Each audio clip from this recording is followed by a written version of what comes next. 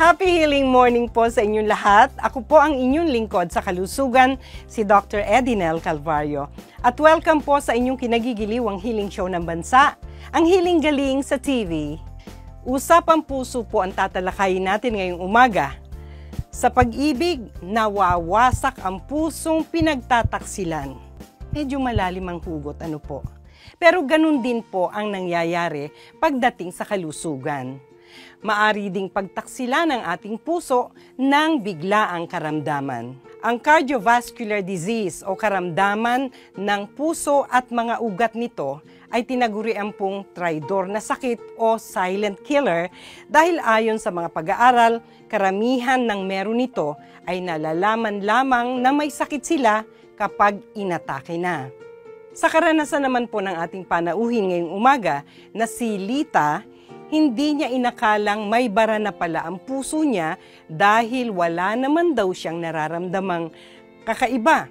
Maliban po sa isang beses na nakaramdam siya ng pangangalay ng braso niya. Panoorin po natin. Ako po si Lolita Bislombre, taga Taguig City. Ang edad ko ay 78 years old.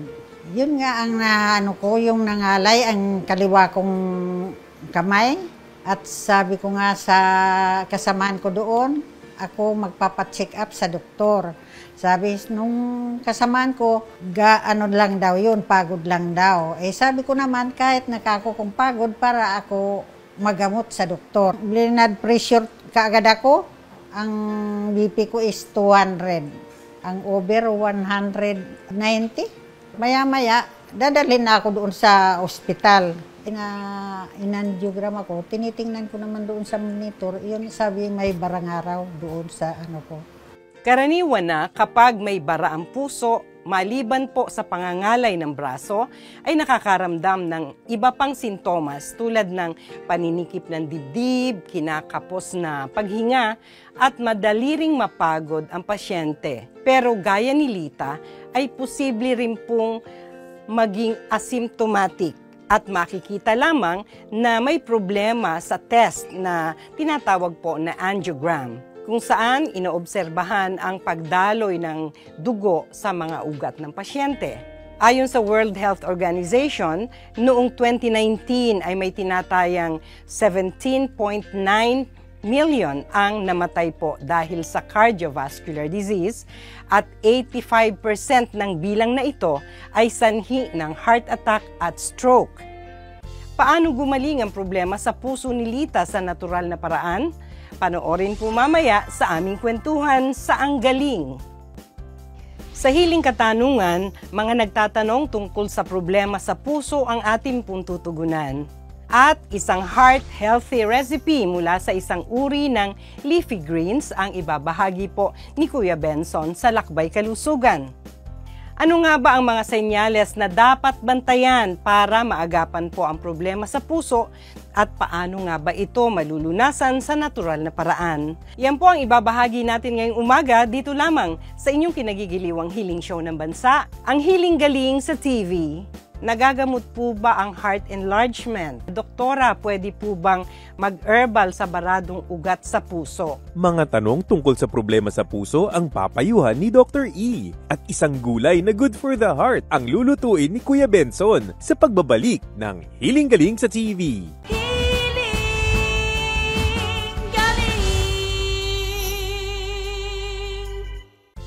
Mga kapuso, nais po naming ipabatid na hindi po konektado at wala pong partnership ang Healing Galing sa anumang ibang herbal products gaya ng bitoon oil, ng alingatong herbal oil at ng alingatong herbal tea na pawang gumagamit ng mga Healing Galing videos nang walang pahintulot. Tulad po ng panata sa bayan dito sa GMA Network, labanan ng fake news, dapat totoo. Subaybayan ang Healing Galing sa official website na healinggaling.ph, sa Healing Galing official Facebook page at sa Healing Galing YouTube channel. Huwag pong magpaloko sa mga produktong walang pahintulot na gumagamit ng Healing Galing logo at video.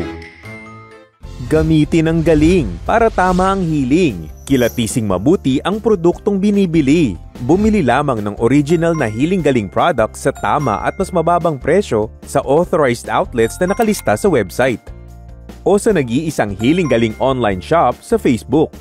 I-text ang 0921-445-0355 para sa pinakamalapit na authorized Healing Galing outlet sa inyong lugar. Huwag pong magpaloko.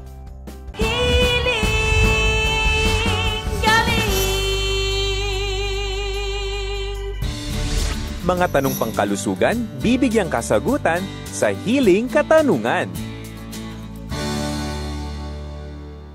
Sa atin pong Healing Katanungan, may tanong si Jeline San Roque. Sabi niya, hello po, nagagamot po ba ang heart enlargement? Salamat po. Short and sweet ang tanong ni Jeline. Ang sagot ko ay oo. Pero kailangan, Jeline, ay holistic approach ang ating gamutan at sa pamamaga o paglaki ng puso, mas magandang personal consultation kasi marami tayong dapat alamin na detalye. Katulad halimbawa, ang ejection fraction ng puso o yung kanyang pagtibok, gaano ba kalakas o gaano nakahina at iba pang mga detalye tungkol sa kondisyon ng pasyente. So magandang pumunta ka sa pinakamalapit na outlet ng Healing Galing para sa free consultation. Maraming salamat sa iyong katanungan, Jeline. May isa pa pong tanong at ito ay galing kay Dennis Cruz. Sabi niya, Doktora, pwede po bang mag-herbal sa baradong ugat sa puso? Wala po akong pampa-opera kaya gusto ko pong mag-try ng HG products. Thank you po. Dennis, pagka ganyan, nakulang tayo sa budget, kailangan holistic talaga ang gamutan at matinding disiplina ang gagawin natin, ha? Halimbawa, kailangan na iiwasan na natin o ng pasyente ang mga mataas sa kolesterol na pagkain. Number 1 yan. So, kung gusto ng karne, tatabasin ang taba, tatanggalin ang balat. Yung laman, pwede naman, no? At yung mga maaalat, kailangan avoid na din. Asin na lang ang pampalasa ng pasyente. Huwag na natin dagdagan ng mga bagoong, patis, toyo na makaka-high blood sa pasyente at aggravating para doon sa kondisyon ng puso. Maraming detalye rin na dapat tayong malaman kaugnay ng kondisyon ng pasyente. Kanina nabanggit ko yung ejection fraction, di ba? At ano bang klase ng bara ang bumabara sa ugat ng puso? Maaaring ito ba ay dahil sa sebo o kolesterol o maaaring dahil sa calcium, no? May calcification ba ang pasyente? Kailangan may detalye tayong makukuha, Dennis. Pero kung baradong ugat, sa ating holistic approach, tinuturuan natin ang lahat ng kailangan malaman ang pasyente at kasama sa itinuturo natin sa natural na gamutan ang pag-inom ng omega-3 fish oil na nakakatulong na matanggal sa ugat ang mga nakabara dito, lalo na kung ang nakabara ay kolesterol.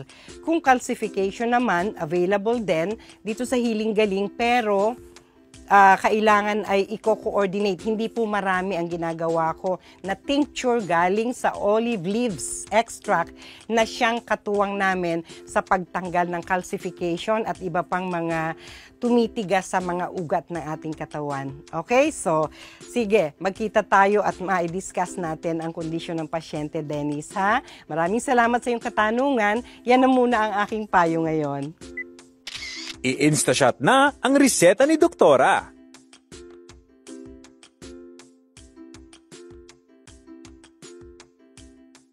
Ang leafy greens o madahong gulay ay natural na mayaman po sa sustansya na mabuti para sa puso at marami pang ibang benefits. Kaya't narito po si Kuya Benson at may ipakikilala siya sa ating uri ng gulay na sinasabing isang heart-healthy superfood. At para mas ma-enjoy nating kainin ang gulay na ito, ay gagawin niya itong laing. Sige nga Kuya Benson, ipagluto mo nga kami. Buhay sa ibang bansa, paano kaya? Tunghayan sa Lakbay Kalusugan with Kuya Benson. Happy healing morning po sa lahat. Happy healing morning po, Doc In. Ang gagamitin ko po isa sa pinaka main ingredient ay kale na marami ring varieties pero napaka-safe sa katawan at very rich in fiber. O, di ba? Mabuhay! Tuloy po kayo sa Lakbay Kalusugan. Ako po si Kuya Benson. Ang lulutuin po natin ngayon ay kale ka lang. Ang kale po ay nabibilang po sa pamilya ng repolyo. Ito po ay malalaking dahon.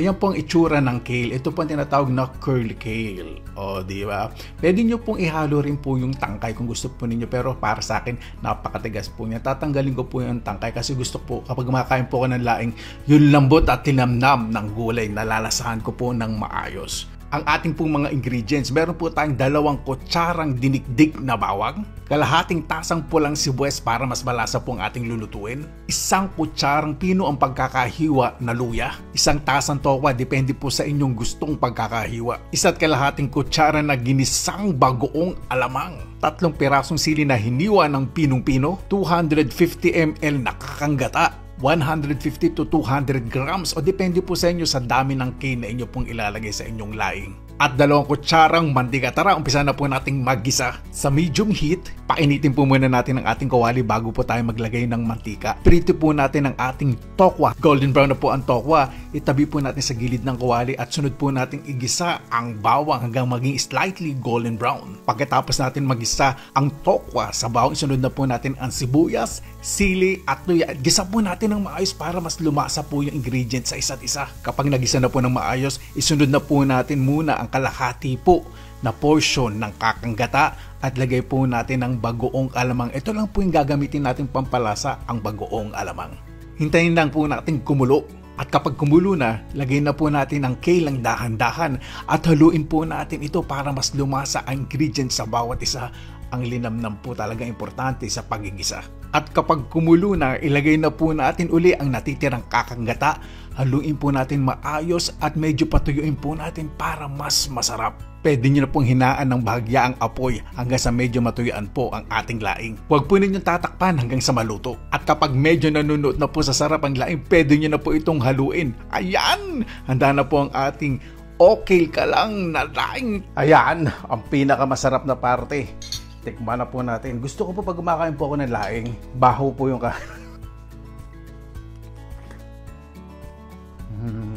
walang pinagkaiba po sa dahon ng gabi ang lasa.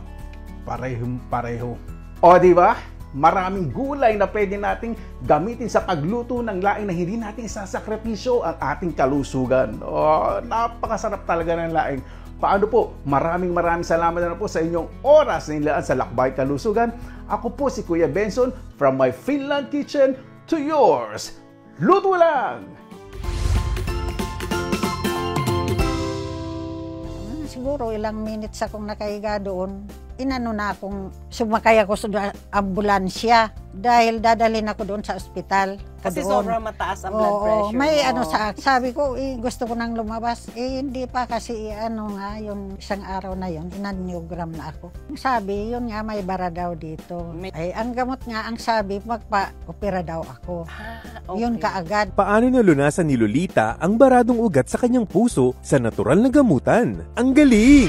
Susunod na!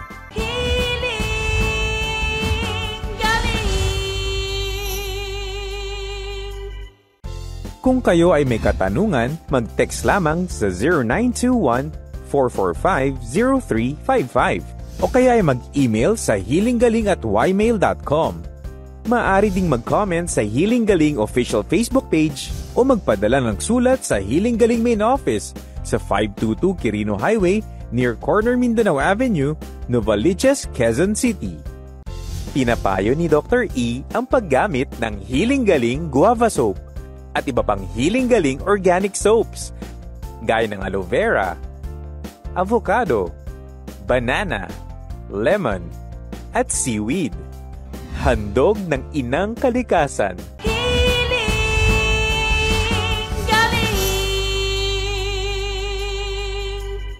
May mga health conditions na maaaring magpataas ng posibilidad ng pagkakaroon ng sakit sa puso tulad ng mga sumusunod: pagkakaroon ng hypertension o high blood pressure, mataas na cholesterol levels, diabetes, at pagiging obese.